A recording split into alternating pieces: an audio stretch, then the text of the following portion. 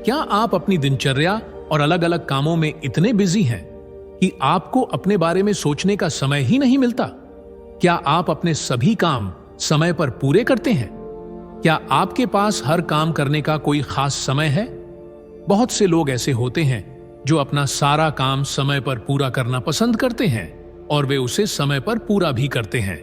वे time management को बहुत importance देते हैं, जो कुछ हद तक सही भी है, लेकिन इसके बावजूद भी वे वो हासिल नहीं कर पाते जो वे चाहते हैं। आपने अपने आसपास देखा होगा कि हर व्यक्ति जल्दी में होता है।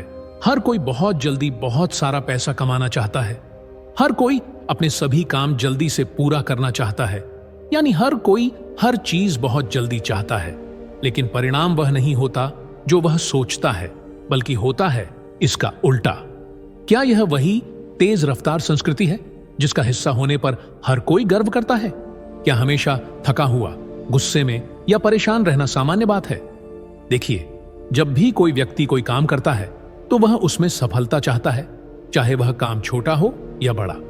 सफलता किसे पसंद नहीं होती, लेकिन सफलता पाने से पहले व्यक्ति को कई चुनौतियों का सामना करना पड़ता है। जैसे जैसे समय बदलता है, बहुत सी चीजें समय के साथ बदलती हैं, और इस बदलते समय और चीजों के साथ हमारे सामने आने वाली चुनौतियों से निपटने के लिए नए समाधान भी सामने आते हैं। बस हमें उन समाधानों को समझने की जरूरत है। आज हम में से लगभग सभी के सामने सबसे बड़ी चुनौतियां टाइम को मैनेज न कर पाना, काम से डिस्ट्रैक्टेड हो जाना और प्रोडक्टिव न हो पाना है। इन चुनौतियों को हल करने के लिए आज आप जो नया सिद्धांत या नया कॉन्सेप्ट सीखने जा रहे हैं वह है माइंड मैनेजमेंट। आज तक आपने टाइम मैनेजमेंट के बारे में बहुत कुछ सुना होगा, टाइम मैनेजमेंट के नियमों को लागू भी किया होगा और उससे बहुत कुछ सीखा भी होगा। लेकिन अब समय आ गया है कि आपको माइंड मैनेजमेंट के बारे में भी जानना चाहिए। हो सकता है कि माइंड मैनेजमेंट का यह कॉन्सेप्ट आपके जीवन को एक नई दिशा दे दे, वो दिशा जिसकी तलाश आप आज तक कर रहे थे। इस वीडियो में आप माइंड मैनेजमेंट पर एक बहुत famous book mind management not time management, productivity when creativity matters के बारे में जानेंगे, जिसके लेखक डेविड कडावी हैं। तो आइए शुरू करते हैं। चैप्टर 1। इस किताब के लेखक डेविड कडावी कहते हैं कि उन्होंने कभी खुद को लेखक नहीं माना, क्योंकि उन्हें बचपन से ही लिखना पसंद नहीं था। लेकिन एक दिन उन्हें एक ऐसी किताब का प्रस्ताव मिला जिसे कोई मूर्ख ही मना कर सकता है। इसीलिए डेविड ने अपनी जिंदगी को इस तरह से प्लान किया कि वह एक किताब लिख सके। सबसे पहले उन्होंने इस बात का ध्यान रखा कि उनके पास किताब लिखने के लिए पर्याप्त समय हो। उन्होंने दोस्तों के साथ डिनर और दूसरे प्लान्स कैंसिल कर दिए और इसके बजाय राइटिंग सेशंस रखना शुरू कर दिया। डेविड ने डेट पर जाना भी बंद कर दिया और यहां तक कि ग्रोसरीज और खाना भी घर पर ही मंगवाना शुरू कर दिया। डेविड ने अपनी किताब लिखने पर ध्यान केंद्रित करने की पूरी कोशिश की। एक लेखक के दिमाग में शब्दों का खजाना होता है और वह उनके साथ खेलता है, लेकिन डेविड के लिए यह इतना स्वाभाविक या आसान नहीं था। जब वह लिखने बैठते तो एक भी शब्द नहीं लिख पाते। वो कई घंटे कंप्यूटर के सामने बैठकर बिताते।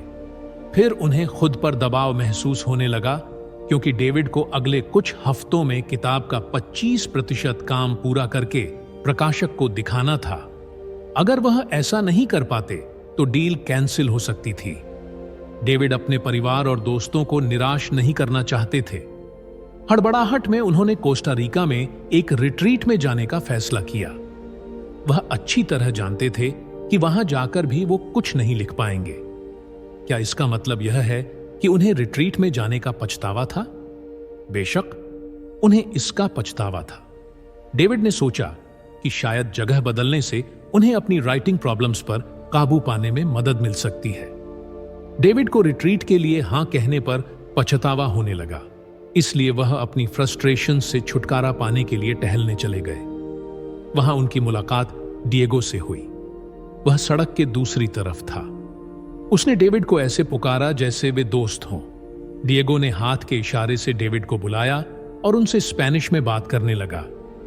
डेविड बेवकूफ नहीं दिखना चाहते थे, इसलिए उन्होंने डिएगो को जवाब दिया।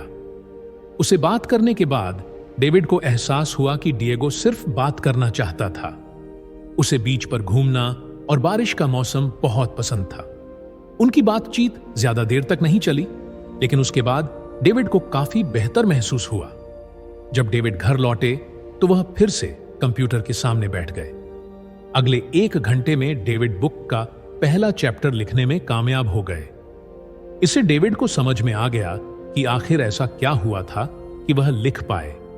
इसका कारण यह नहीं था कि डेविड ने लिखने के लिए समय निकाला था, क्योंकि उन्होंने पहले भी टाइम मैनेजमेंट किया था, लेकिन टाइम मैनेजमेंट डेविड के लिए काम नहीं कर रहा था।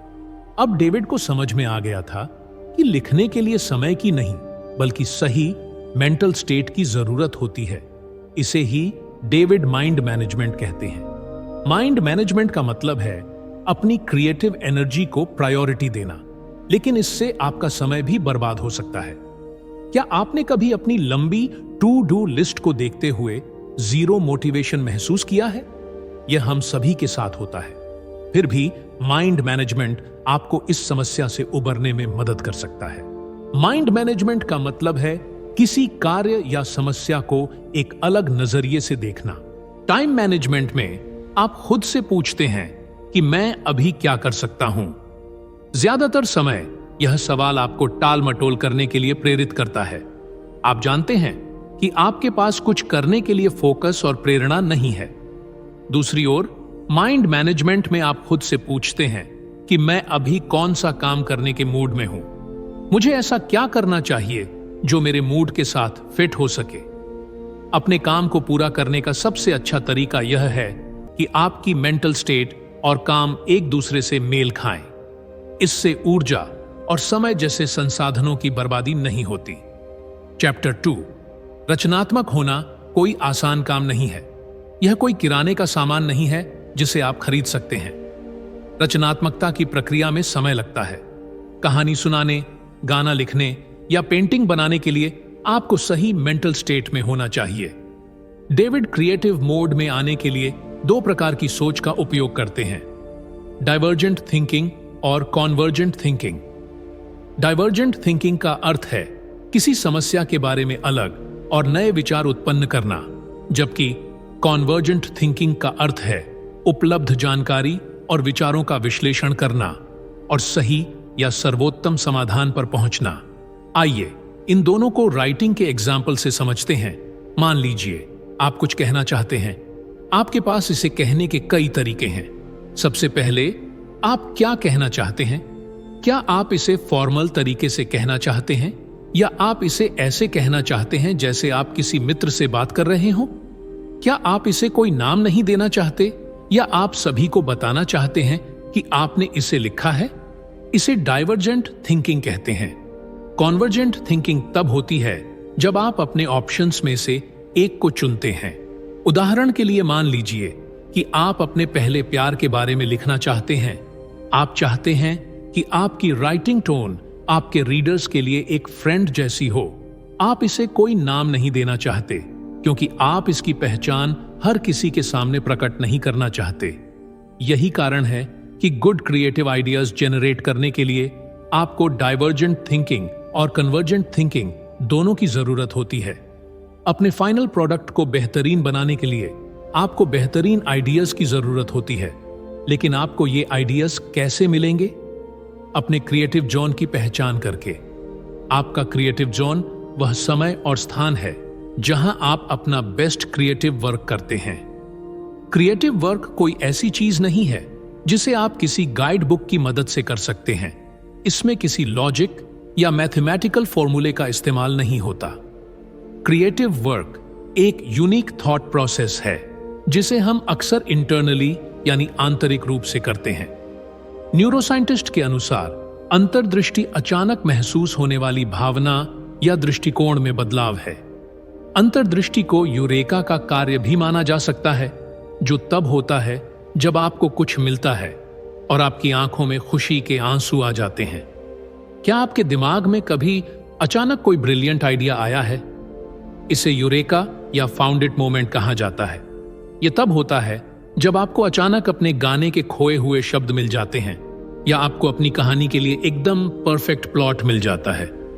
आप एक पेंटिंग बनाना चाहते हैं, लेकिन यह नहीं जानते कि किस प्रकार की।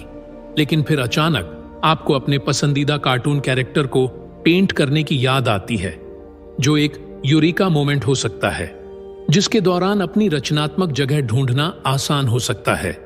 याद रखें कि यह टाइम मैनेजमेंट के बारे में नहीं, बल्कि माइंड मैनेजमेंट के बारे में है। जिस तरह आपकी बहुत सारी ऊर्जा आपके काम पर खर्च होती है, उसी तरह अपने दोस्तों के साथ मिलना जुलना या अपनी पेंटिंग या नोवेल पर काम करना भी आपकी बहुत सारी ऊर्जा लेता है। इसलिए दिन का सही समय खोजें जब आपके पास सबसे ज्यादा ऊर्जा हो। आपको अपने सिस्टम यानी अपने स्लीप साइकिल के साथ भी तालमेल बनाए रखना होगा। यह सिस्टम आपको दिन में जागते रहने में मदद करता है। इसे एक ऊपर जाती हुई लाइन के रूप में समझें। जितना आप जागते रहेंगे, आप उतने ही अलर्ट रहेंगे, लेकिन आपका स्लीप डेट आपको जागते और सतर्क रहने से रोकता है। दूसरे शब्दों में, अगर आप एक रात भी अच्छी नींद नहीं लेते हैं, तो आपका स्लीप डेट बहुत ज्यादा हो जाता है। अपने स्लीप डेट को एक नीचे जाती हुई लाइन के रूप में सोचें, क्योंकि यह आपकी एनर्जी को कम करती है। आपके सिस्टम और स्लीप डेट दोनों की लाइन दोपहर के शुरुआती समय में लगभग 2:30 बजे मिलती है। यही कारण है कि आप इस समय सुस्त और थका हुआ महसूस करते हैं। अपनी बॉडी क्लॉक को समझने से आपको अपने काम पर आसानी से फोकस करने में मदद मिलती है। सुबह के समय बहुत से लोग बहुत ही फोकस तरीके से काम करते हैं। उदाहरण के लिए, बेस्ट वायोलिनिस्ट अपने दिन के पहले 2 से 4 घंटे लगन से अभ्यास करते हैं। मशहूर लेखिका वर्जीनिया वुल्फ और मनोविज्ञानी BFP भी ऐसा ही करते हैं। ऐसा इसलिए क्योंकि सुबह का समय ऐसा होता है जब लोग पूरी तरह से जागे हुए और सबसे ज्यादा अलर्ट होते हैं। डेविड ने अपने क्रिएटिव स्पॉट को हासिल करने का एक और तरीका बताया है। वह इसे फर्स्ट वेव रूल कहते हैं, जो उन्हें अपने काम को पूरा करने में डिसिप्लिन्ड रहने में मदद करता है।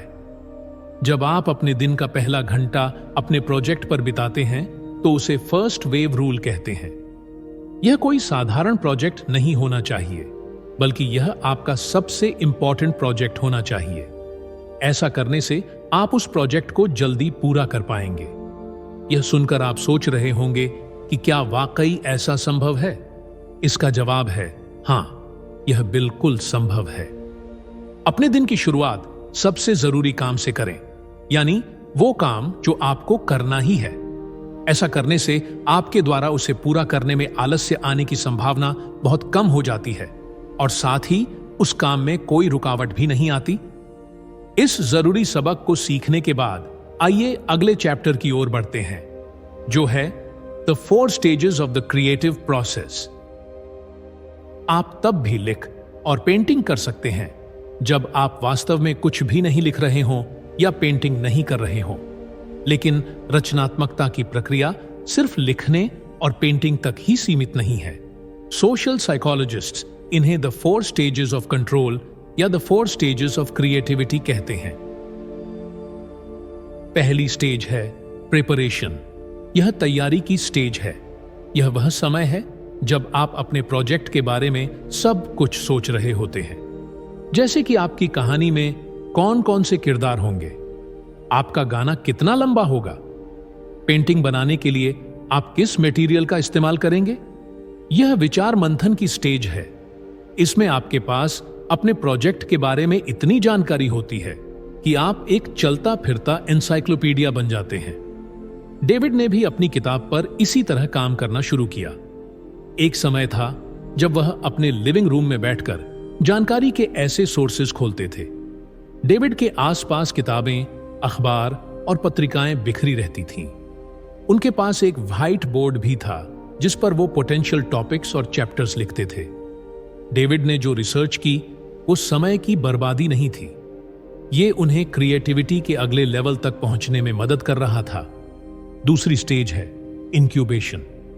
इस स्टेज में स्टेज 1 में जमा किए गए विचार और जानकारी मन में जम जाती है। जैसे जैसे विचार धीरे धीरे परिपक्व होते हैं, काम गहरा होता जाता है और नए कनेक्शन बनते हैं। अंकुरण की इस अवधि के दौरान कलाकार अपना ध्यान समस्या से हटा लेता है और मन को आराम करने देता है। यह वह समय है जब आप अपने प्रोजेक्ट पर सक्रिय रूप से काम नहीं कर रहे होते हैं। आप किसी और चीज पर काम कर रहे हो सकते हैं या अपने दोस्तों और परिवार के साथ समय बिता रहे हो सकते हैं। देखिए, हम सभी को समय समय पर ब्रेक की जरूरत होती है। किसी काम को तुरंत पूरा करने के लिए खुद को मजबूर करना हमेशा कारगर नहीं होता। ऐसा करने से आप निराश और क्रोधित हो सकते हैं। इससे आपके लिए अपनी रचनात्मक जगह ढूंढना और तीसरी स्टेज की ओर बढ़ना मुश्किल हो सकता है, जो कि इल्यूमिनेशन यानी रोशनी की स्टेज है। तीसरी स्टेज है इल्यूमिनेशन। इस स्टेज में दूसरी स्टेज यानी इंक्यूबेशन स्टेज के बाद अंतर्दृष्टि मन की गहरी परतों से उभरती है और अक्सर नाटकीय ढंग से सचेत जागरूकता तक पहुंचती है। यह अचानक यूरिका मोमेंट है, जो तब आता है जब आप शावर में होते हैं, टहल रहे होते हैं या अपने प्रोजेक्ट से बिल्कुल अलग कुछ करने में बिजी होते हैं। फिर अचानक समाधान खुद ही सामने आ जाता है। इस स्टेज को पूरी तरह से समझाया नहीं जा सकता, क्योंकि यह अचानक और अनएक्सपेक्टेड होता है। जैसा कि बताया गया है, अगर आप जरूरी तैयारी नहीं करते हैं तो आप इस स्टेज तक नहीं पहुंच सकते। इसके लिए आपको पहली स्टेज पर बहुत समय देना होगा। आइए जानें कि पहली स्टेज आपको तीसरी स्टेज तक पहुंचने में कैसे मदद करती है। इसके लिए हम world famous the Beatles band के फाउंडिंग मेंबर्स में से एक पॉल मैककार्टनी का उदाहरण लेंगे। पॉल ने यस्टरडे नाम के उस यादगार गीत की रचना बहुत ही अनोखे तरीके से की थी। उन्होंने अपने सपने में इस गीत की धुन सुनी थी। जब वे आधी नींद में जागे तो उन्होंने अपने पियानो पर उस धुन को बजाना शुरू किया और इस तरह इतिहास के सबसे महान गीतों में से एक की रचना हुई। लेकिन यह इतना आसान नहीं था। पॉल ने यस्टरडे लिखने से पहले भी कुछ गाने लिखे और कंपोज किए थे। वो सालों से संगीत बना रहे थे और इसी वजह से वो यस्टरडे जैसा गाना लिखने में सफल हो पाए। लेकिन उनका काम यहीं नहीं रुका। पॉल ने यह भी पक्का किया कि उन्होंने चौथी स्टेज भी ठीक से पूरी कर ली है, जो वेरिफिकेशन है। चौथी स्टेज है वेरिफिकेशन। इस स्टेज में शब्द लिखे जाते हैं, कल्पनाओं को रंग या मिट्टी में ढाला जाता है, व्यवसाय योजनाएं विकसित की जाती हैं।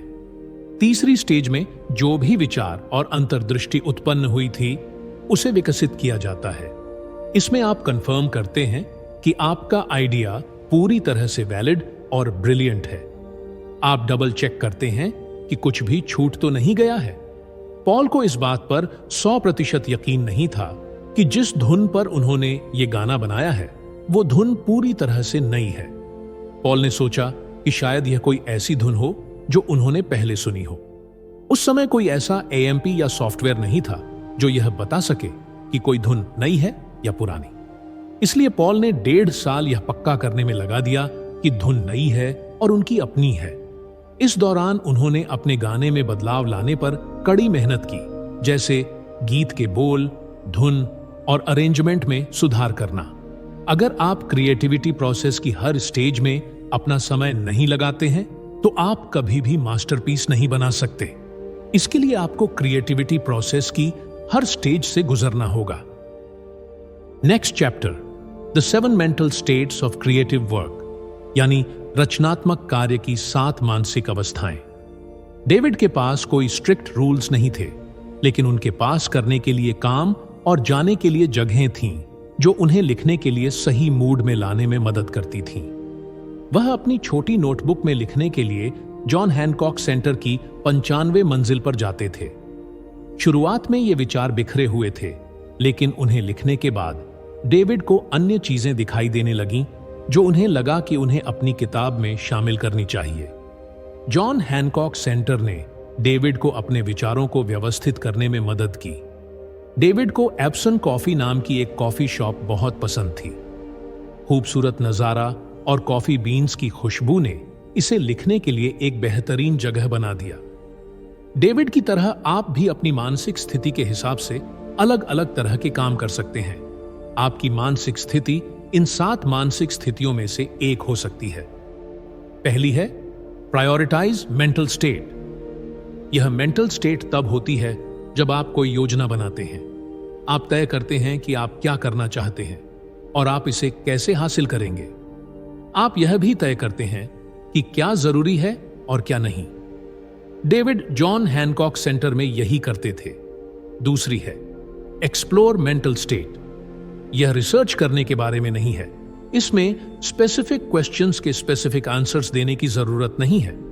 एक्सप्लोर मेंटल स्टेट में यह कहा जाता है कि अपनी जिज्ञासा को बेलगाम होने दें और इसके लिए गिल्टी फील न करें। उदाहरण के लिए मान लीजिए कि आप कोई पेंटिंग बनाने के बारे में सोच रहे हैं। आप रिसर्च करते हैं कि आपको किस तरह की पेंटिंग बनानी चाहिए और इस प्रक्रिया में आप पेंटिंग के इतिहास पर एक पूरी डॉक्यूमेंट्री देख लेते हैं। आप अपनी जिज्ञासा को मुक्त कर देते हैं, यानी आजाद कर देते हैं। तीसरी है रिसर्च मेंटल स्टेट। यह वह जगह है जहां आप स्पेसिफिक क्वेश्चंस और आंसर्स की तलाश करते हैं। डेविड ज्यादातर समय इसी मेंटल स्टेट में रहते हैं। वह रिसर्च करते हैं कि चैप्टर कैसे बनाया जाए या कैसे वेरीफाई किया जाए कि वह अपनी किताब में जो तथ्य लिखने जा रहे हैं वे सही हैं। चौथी है जनरल मेंटल स्टेट। यह वह स्टेट है जहां आप एक्चुअल मेंटल स्टेट में काम कर रहे होते हैं। आप पहले से दी गई मेंटल स्टेट में एकत्रित विचारों को मिलाकर कुछ बनाते हैं, जैसे कि अपना पहला ड्राफ्ट लिखना। पांचवी है पोलिश मेंटल स्टेट। यह स्टेट आपके द्वारा पिछली स्टेट में किए गए काम को एडिट करने और तराशने के लिए है। उदाहरण के लिए लिखते समय आप पक्का करते हैं कि आपके वाक्य अर्थपूर्ण हो। पेंटिंग में आप जांचते हैं कि कैनवास पर कोई ऐसा स्थान तो नहीं है जिसे आपने चित्रित नहीं किया है, या कोई ऐसा रंग तो नहीं है जिसे गहरा या हल्का करने की जरूरत है। छठी है एडमिनिस्ट्रेटिव मेंटल स्टेट। आप हमेशा अपने क्रिएटिव वर्क पर फोकस नहीं कर सकते। आपके पास अपने बिलों का भुगतान करने और अपने परिवार के साथ समय बिताने जैसी जिम्मेदारियां भी हैं। यह मेंटल स्टेट जरूरी है क्योंकि आपको अपने जीवन के अन्य क्षेत्रों पर भी ध्यान देना होगा। अंत में वह मेंटल स्टेट है जिसमें आपको आराम करने और खुद को तरोताजा करने की जरूरत होती है। इसे रिचार्ज मेंटल स्टेट कहा जाता है। काम से एक दिन की छुट्टी लें और कहीं घूमने जाएं। जब डेविड अपनी किताब को लेकर स्ट्रेस में आ जाते हैं तो वह मसाज लेने चले जाते हैं। कभी कभी मजेदार वीडियो या फिल्में देखना भी मददगार हो सकता है। खुद को शांत करने और अपने दिमाग को आराम देने के तरीके खोजें। Creative cycle. डेविड की दिनचर्या बहुत अजीब थी। डेविड रात 12 बजे से सुबह 4 बजे तक सिर्फ अपनी किताब पर ध्यान देते थे। सुबह 4 बजे वे लाइट बंद कर देते, कंप्यूटर बंद कर देते और दोपहर तक सोते रहते। अगले दिन डेविड दोपहर में तैयार होकर कॉफी शॉप चले जाते। वे कैफे में तब तक काम करते जब तक कि कैफे बंद होने का समय न हो जाए। इसे डेविड क्रिएटिव साइकिल कहते हैं। यह एक रेपेटिटिव साइकिल है जिसमें आपको अपने काम में आगे बढ़ने के साथ साथ आराम करने का भी समय मिलता है। क्रिएटिव साइकिल में क्रिएटिविटी की 4 स्टेज होती हैं, जिसमें आप प्रिपेयर, इंक्यूबेट, इल्यूमिनेट और वेरीफाई करते हैं। क्रिएटिव साइकिल का समय पर आधारित होना जरूरी नहीं है। यह हफ्तों या यहां तक कि अलग अलग मौसमों पर भी आधारित हो सकता है। नेक्स्ट चैप्टर है क्रिएटिव सिस्टम्स। एक बार डेविड बड़ी मुसीबत में थे। उन्हें अपने पॉडकास्ट के लिए डॉक्टर रॉक का इंटरव्यू लेना था। डॉक्टर रॉक डेविड के लिए इंस्पिरेशन थे। उन्होंने योर ब्रेन एट वर्क नाम की एक बुक लिखी थी, जिसकी मदद से डेविड यह समझ पाए कि क्रिएटिव वर्क में दिमाग कैसे काम करता है। डेविड डॉक्टर रॉक को अपना आइडल मानते थे, लेकिन जिस दिन डेविड को डॉक्टर रॉक से बात करनी थी, उस दिन उन्हें कई मुश्किलों का सामना करना पड़ा। सबसे पहले उन्होंने जिस अपार्टमेंट को किराए पर लिया था, उसमें निर्माण कार्य चल रहा था और दिन भर शोर रहता था। पॉडकास्ट रिकॉर्डिंग करने के लिए इससे बुरी स्थिति और क्या हो सकती थी। दूसरा, डेविड हाल ही में अपनी बुक लिखने के लिए पनामा सिटी चले गए थे, लेकिन वे अपने नए पड़ोस को अच्छी तरह से नहीं जानते थे, इसलिए उन्हें नहीं पता था कि इंटरव्यू के लिए उन्हें अच्छी लोकेशन कहां मिलेगी। तीसरा, डेविड को पता था कि इस इंटरव्यू को फिर से स्केड्यूल करना इम्पॉसिबल होगा, क्योंकि डॉक्टर रॉक जैसे मशहूर लोग हमेशा बिजी रहते हैं। ये एक गोल्डन अपॉर्चुनिटी थी जो लाइफ में कभी कभी ही मिलती है। ऐसा लग रहा था कि अब क्या होने वाला है, यह स्पष्ट था। डेविड को पॉडकास्ट कैंसिल करना होगा। उस दिन कुछ भी ठीक नहीं चल रहा था, लेकिन डेविड के क्रिएटिव सिस्टम ने काम किया और उन्होंने डॉक्टर रॉक को एक ईमेल लिखा। किसी तरह अचानक उन्हें निराशा का एहसास होना बंद हो गया। उन्हें अपनी सभी समस्याओं का समाधान मिल गया। आखिरकार डेविड डॉक्टर रॉक के साथ रिकॉर्ड करने में कामयाब हो गए। क्रिएटिव सिस्टम में एक दोहराई जाने वाली प्रक्रिया है जो आपको अपना क्रिएटिव वर्क करने में मदद करती है। यह आपको यह जानने में मदद करती है कि अपनी मेंटल एनर्जी को ध्यान में रखते हुए आपको कौन से कदम उठाने चाहिए। क्रिएटिव सिस्टम आपके रचनात्मक चक्र और रचनात्मकता के चरणों को कवर करता है। यह मूल रूप से संपूर्ण रचनात्मक प्रक्रिया की देखरेख करता है। एक क्रिएटिव सिस्टम को क्रिएटिविटी की मिनिमम डोज की जरूरत होती है। यह सबसे छोटी चीज है जो आप अपने क्रिएटिव वर्क को आगे बढ़ाने के लिए कर सकते हैं। मान लीजिए कि आप एक राइटर हैं, तो आपकी मिनिमम क्रिएटिव डोज आपकी बुक का एक पैराग्राफ लिखना है। मिनिमम क्रिएटिव डोज आपको अपनी दूसरी प्रायोरिटीज पर फोकस करने में मदद करती है। क्रिएटिव वर्क के लिए ओपन लूप भी एक अच्छी चीज है। आइए इसे एक उदाहरण से समझते हैं। जब आप अपनी बिल्ली को खाना खिलाते हैं तो आप देखते हैं कि उसका खाना खत्म होने वाला है। आप सुपरमार्केट से बिल्ली का खाना खरीदने के बारे में सोचते हैं। यह एक ओपन लूप है, क्योंकि जब आप कोई और काम कर रहे होते हैं तब भी आपके दिमाग में बिल्ली का खाना खरीदने का ख्याल आता रहता है। ओपन लूप्स आपके दिमाग में जगह बनाए रखते हैं। यह मेंटल स्पेस तभी फ्री हो सकता है जब आप उस काम को पूरा कर लें, यानी बिल्ली का खाना खरीदें। यह एक नकारात्मक बात लगती है, लेकिन ओपन लूप्स आपकी क्रिएटिविटी के लिए फायदेमंद होते हैं या आपके प्रोजेक्ट को आगे बढ़ाने में आपकी मदद करते हैं। आइए उस उदाहरण पर वापस जाएं जहां आप एक लेखक थे और आप अपनी किताब के लिए एक पैराग्राफ लिख रहे थे। यह आपके दिमाग में एक ओपन लूप बनाता है जिसे आप अगले दिन और आने वाले दिनों में देख सकते हैं। इस तरह भले ही आप अपना पूरा दिन लिखने में न बिता पाएं, लेकिन आपको गिल्टी फील नहीं होगा। जब तक आप प्रोग्रेस कर रहे हैं, आप आगे बढ़ते रहेंगे और मोमेंटम नहीं खोएंगे। क्रिएटिव सिस्टम्स की सबसे अच्छी बात यह है कि आपके पास कई ओपन लूप्स हो सकते हैं। एक लूप आपकी कहानी के प्लॉट से जुड़ा हो सकता है, जबकि दूसरा कहानी के कैरेक्टर्स से जुड़ा हो सकता है। क्रिएटिव सिस्टम आपको बहाने बनाने से भी रोकता है। आप यह नहीं कह सकते कि आपके पास टाइम नहीं है, क्योंकि मिनिमम क्रिएटिव डोज के लिए केवल कुछ मिनटों की जरूरत होती है। अब आइए हम बहुत ही कम समय में और बहुत ही कम शब्दों में इस बुक के सभी चैप्टर्स से मिली सीखों को समझें, जिन्हें हमने अब तक पढ़ा और सुना है। सबसे पहले आपने जाना कि माइंड मैनेजमेंट क्या है। इसका मतलब है अपने काम को करने के लिए सही मेंटल स्टेट बनाना। इसका मतलब है खुद से पूछना कि मैं कौन सा काम करने के मूड में हूं, लेकिन मैं ऐसा क्या कर सकता हूं जो उस मूड में फिट हो जाए।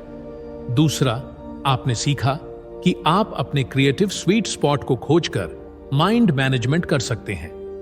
आप इसे डाइवर्जेंट थिंकिंग और कॉन्वर्जेंट थिंकिंग को अप्लाई करके कर सकते हैं। दोनों तरीकों से आप एक यूरेका मूवमेंट बना सकते हैं जो आपके क्रिएटिव वर्क में अचानक सफलता की तरह है। अपने क्रिएटिव स्वीट स्पॉट को खोजने के लिए आपको अपने सबसे ज्यादा प्रोडक्टिव टाइम की पहचान करने की जरूरत है। अधिकतर लोग सुबह काम करना पसंद करते हैं क्योंकि उस समय कम डिस्ट्रैक्शंस होते हैं। तीसरा, आपने अपनी क्रिएटिविटी की 4 स्टेजेस के बारे में सीखा। कुछ अमेजिंग बनाने के लिए आपको इन सभी स्टेजेस से गुजरना होगा। ये स्टेजेस हैं preparation, incubation, illumination and verification. ये स्टेजेस आपको क्रिएटिविटी के 4 स्टेजेस को पूरा करने में मदद करते हैं। चौथा, आपने अपने क्रिएटिव वर्क और 7 मेंटल स्टेट्स के बारे में भी सीखा। Priority mental state, exploration mental state, research mental state, general mental state, polishing mental state, administrative mental state और रिचार्जिंग मेंटल स्टेट। पांचवां, आपने क्रिएटिव साइकिल के बारे में सीखा। यह क्रिएटिव वर्क करने और रेस्ट करने का समय निकालने का एक रिपीटिव साइकिल है।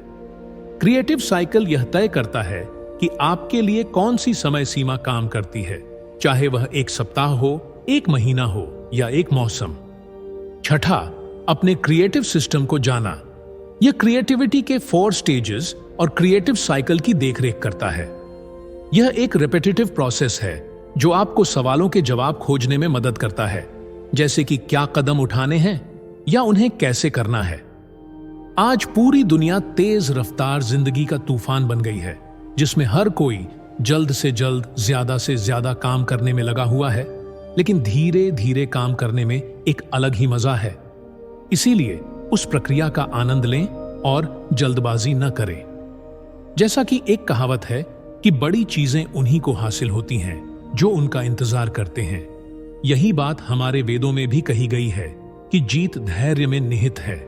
तो मुझे आशा है कि आपको mind management not time management पर यह बुक समरी पसंद आई होगी।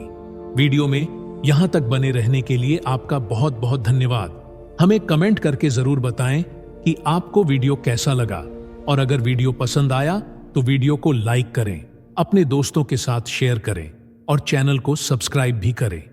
धन्यवाद।